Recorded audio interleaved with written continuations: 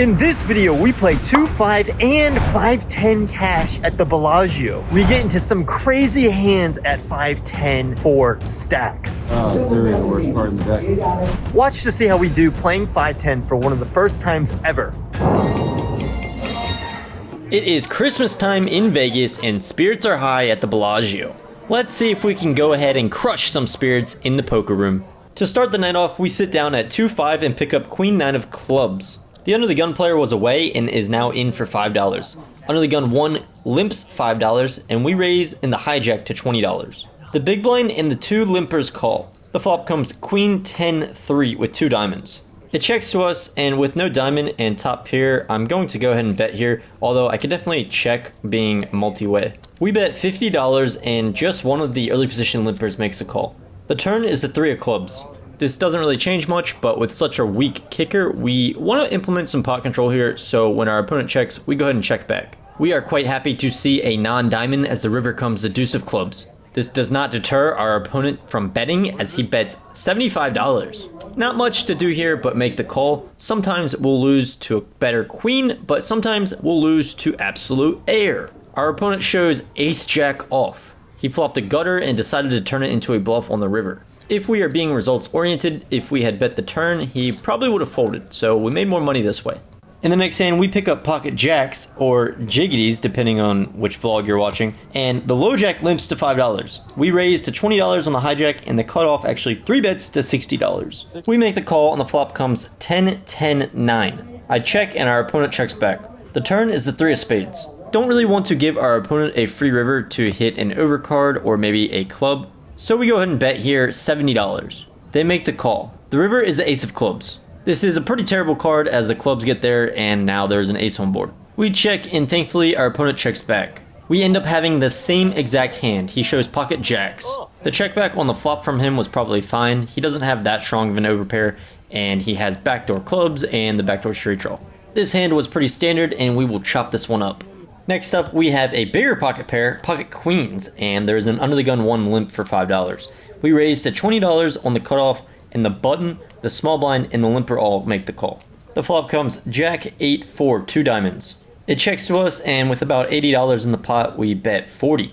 The button makes the call. The turn is the 5 of diamonds. With a diamond ourselves, I'm not really too concerned about the flush coming in. I have also seen this opponent make some pretty light call downs, so I'm putting them on top pair like Jack X. For this reason, we bet $50, we bet small to set up a river jam. Our opponent makes a call and there's now about $300 in the pot. The river is a 9 of spades, seemingly safe card. Our opponent has about $150 left, which is about half pot. We put out 2 black chips, which represents an all-in for our opponent. Our opponent does not call, but rather flips his cards over and says this. Straight flush. Oh, that's not good. That's right, they show 7-6 of diamonds for a straight flush. We really walked into this one.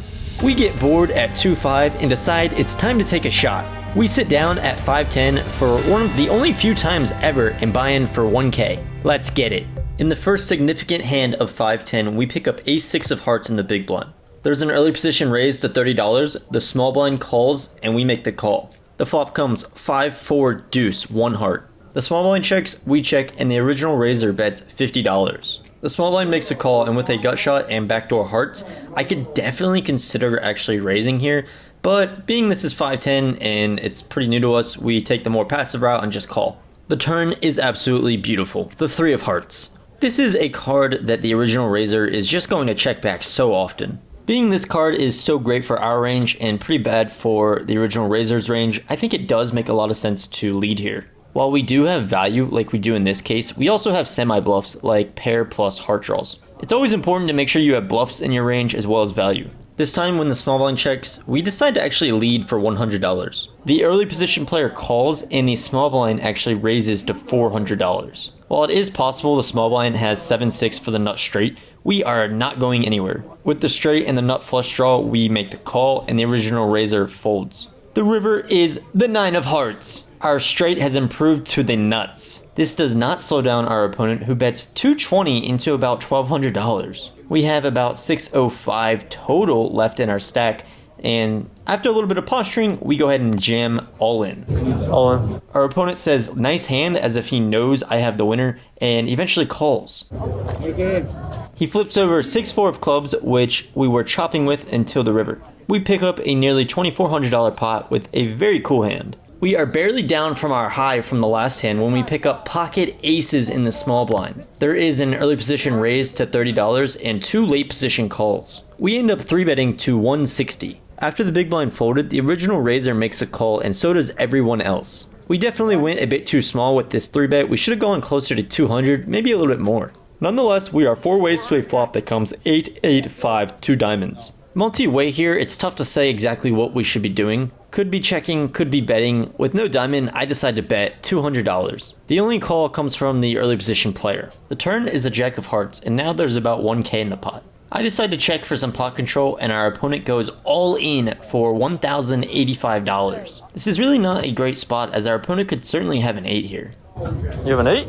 They are the type to call pre with something like 10-9, 10-8, 9-8, 8-7 suited. With this said, they could also have semi-bluffs like diamonds or heart flush draws. For this reason, we eventually suck it up and make the call.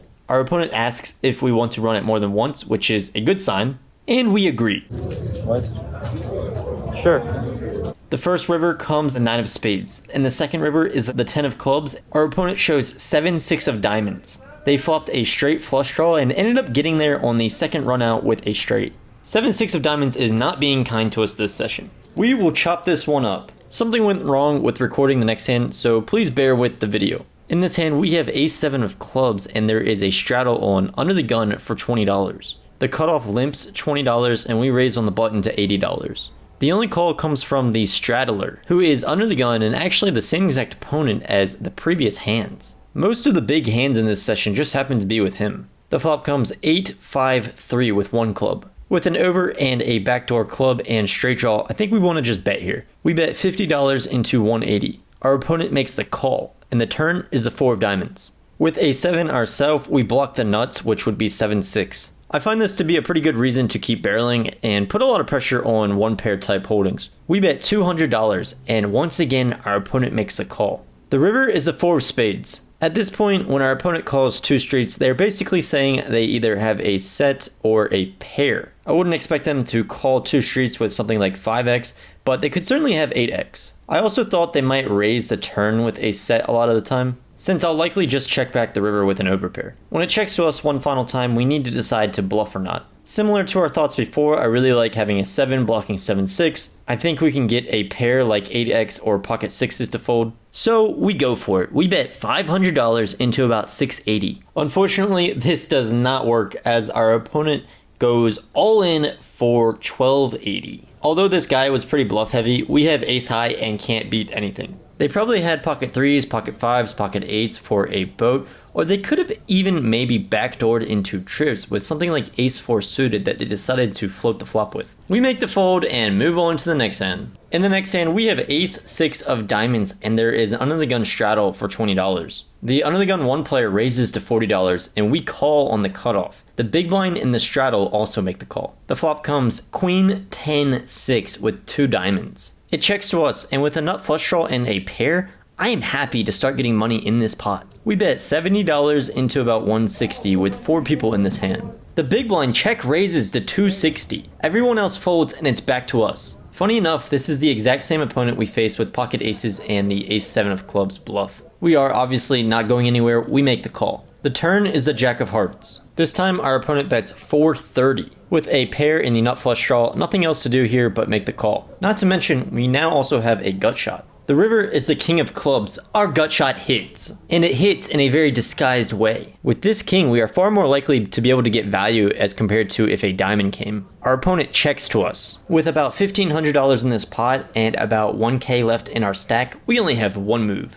All in. We go all in. Our stack ends up being 960, and despite agonizing, It's literally the worst part in the deck. our opponent eventually makes the call. They show 9-8 off, so they had a flopped double gutter and turned the straight. Nice to finally win a big pot in 5-10 against this person. Next up, we have moved to a different 5-10 table, and we raise with 9-8 of diamonds on the low jack to $30. The cutoff 3 bets to 130, and we make the call. We are fairly deep at $1,700 effective, and the flop comes 10-7-3. We flop the open-ended straight draw and a backdoor flush draw. We check, and our opponent bets $90. With so much equity, we could call here, but we could also check raise. At the time, I liked the idea of check raising more as we could get better hands to fold. In terms of GTO, this is just going to be a mix. With all of that said, we do end up check raising to $300. Our opponent makes the call. The turn is not so great. It comes to 3 of clubs. In this spot, I think we end up making one of the biggest mistakes all night. We continue betting and we bet $400. This is just bad, as an overpair is not likely to fold, and that's most likely what our opponent has when they call the flop raise. Also, getting jammed on here when we bet would just be a nightmare. Which is what happens as our opponent raises to $1,200, leaving about $200 behind. Can't do anything here but make the fold and question why we bet the turn.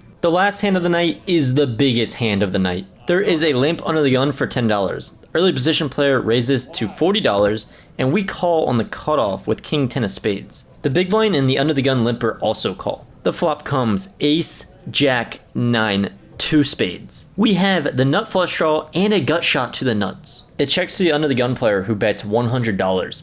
Early position calls, and we have a decision. We could raise here, but I really don't want to inflate this pot. For this reason, we just make the call. However, the big blind has other plans as he raises to $500. This time the early position players get out of the way and fold, and action is on us. With such a huge draw, we are not going anywhere, we make the call. The turn is the 8 of clubs. Our gutter now turns into an open-ender, and we still have the nut flush draw. With about $1,400 in the pot, our opponent thinks it over and puts us all in for about $2,010. This is a huge jam. They are saying they have 2 pair or a set, which, if the case, we are not really getting the right price to call, but I think it's pretty close, and it's cash, so we go ahead and make the call. The first river comes the 4 of clubs, and the second river comes a deuce of clubs.